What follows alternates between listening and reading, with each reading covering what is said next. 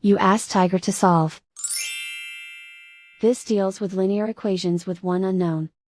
The final result is x equals 9. Let's solve it step by step.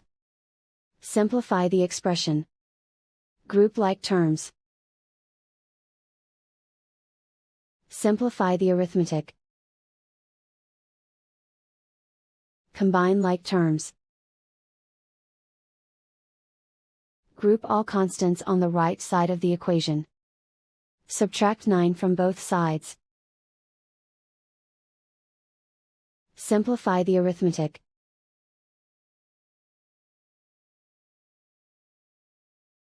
Convert the x into a positive number.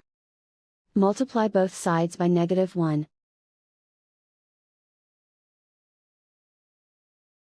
Remove the ones.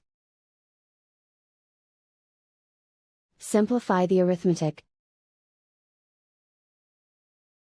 And so the final result is x equals 9.